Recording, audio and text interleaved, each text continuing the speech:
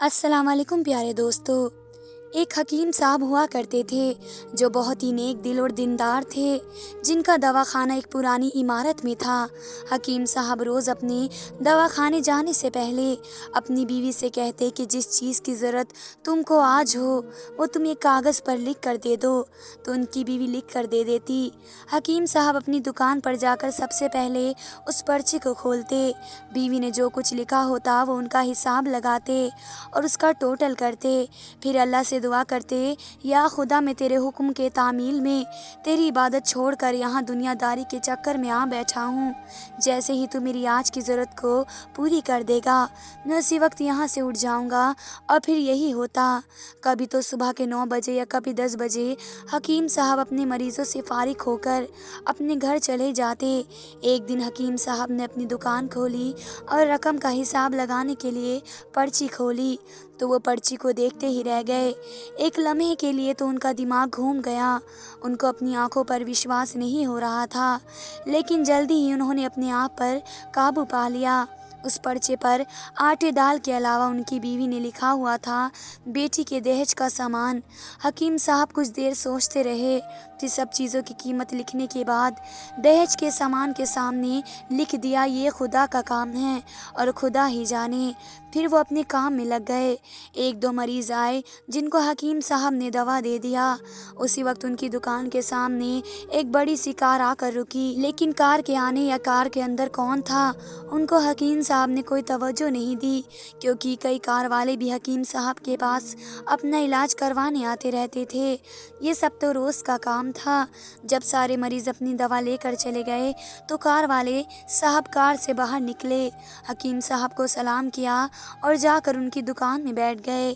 तो हकीम साहब ने कहा कि अगर आपको कोई दवा लेनी है तो यहाँ स्टूल पर आकर बैठ जाएं, ताकि मैं आपको चेक कर सकूं, और अगर आपको किसी और मरीज़ की दवा लेकर जानी है तो आप उस मरीज़ की हालत बता दें। फिर वो साहब बोले कि हकीम साहब, मुझे लगता है कि आपने मुझे पहचाना नहीं, लेकिन आप भला मुझे पहचान भी कैसे सकते हैं, क्योंकि मैं आपसे 15 साल बाद मिल रहा हूँ।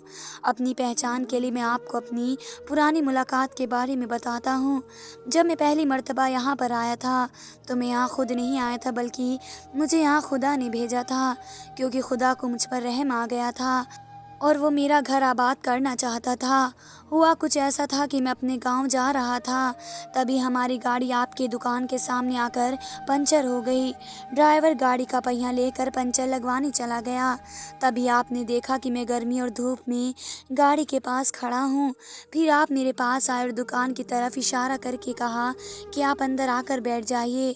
तो मैंने आपका शुक्रिया अदा किया और कुर्सी पर आकर बैठ गया। ड्राइवर ने कुछ ज़्यादा ही देर लगा दिया। एक छोटी सी बच्ची भी मेरे पास खड़ी थी और बार बार कह रही थी कि मुझे भूख लग रही है, और आप उससे कह रहे थे कि बेटी थोड़ा सब्र करो, अभी थोड़ी देर में चलते हैं। मैं सोच रहा था कि मैं आपके पास इतनी देर से बैठा हूँ, लगता है मुझे आपसे कोई दवा खरीदनी चाहिए ताकि आप मेरे बैठने को ज़्यादा महसूस ना करें। मैंने कहा कि हकीम साहब, मैं इंग्लैंड में रहता हूँ, वहाँ गए मुझे 6 साल हो चुके हैं। जाने से पहले मेरी शादी हुई थी, लेकिन आज तक मेरी कोई औलाद नहीं है। मैंने हर जगह इलाज करवाया, लेकिन मेरी सिर्फ मायूसी मिली। तब आपने कहा कि मेरे भाई तौबा अस्तगफुरुल्लाह पढ़ और अपने रब से मायूस ना हो। याद रखो, उसके खजाने में किसी चीज़ की कमी नहीं। औलाद, माल, गम, खुशी, ज़िंदगी और मौत सब उसी के हाथ में है। किसी डॉक्टर के हाथ में शिफा नहीं होती और ना ही किसी दवा में शिफा होती है। अगर शिफा मिलती है तो वो खुदा के हुक्म से मिलती है। औलाद देनी है तो वही देने वाला है। और मुझे याद है कि आप बातें भी कर रहे थे और साथ पुड़िया भी बनाते जा रहे थे। सारी दवाएं आपने 2 हिस्सों में करके उन्हें अलग अलग लिफाफों में रख दी।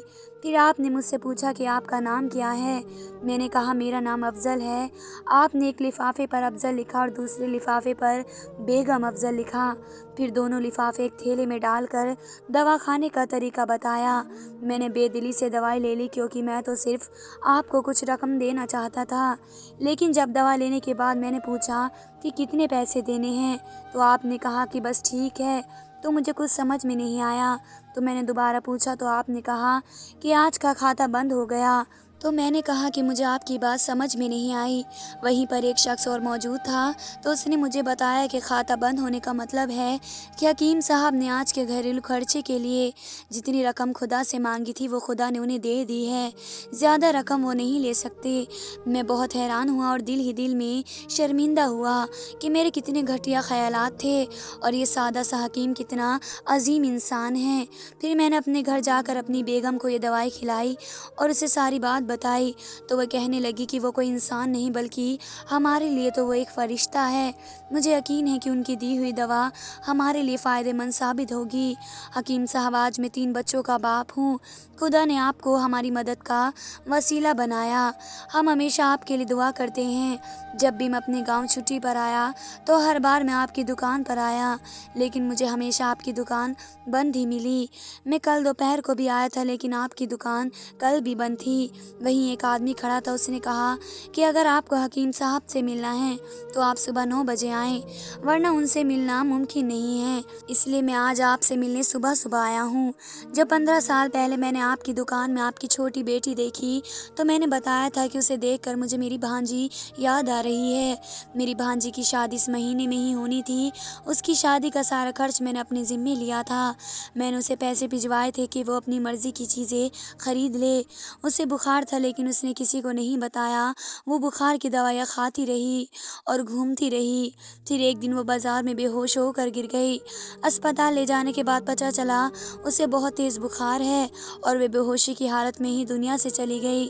اس کے انتقال ہونے کے بعد نہ جانے کیوں مجھے اور میری بیوی کو آپ کی بیٹی کا خیال آیا۔ ہم نے یہ فیصلہ کیا کہ ہم دہیج کا سارا سامان آپ کی بیٹی کے لیے پہنچا دیں گے اور اگر شادی جلد ہو گئی تو سارا انتظام خود ہی کریں گے اور اگر ابھی کچھ وقت ہوا تو نقد رقم پہنچا دیں گے۔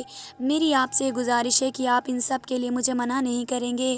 یہ سن کر حکیم صاحب حیران اور پریشان تھے اور پھر بولے، افضل صاحب، آپ جو کچھ کہہ رہے ہیں مجھے تو یقین نہیں آ رہا۔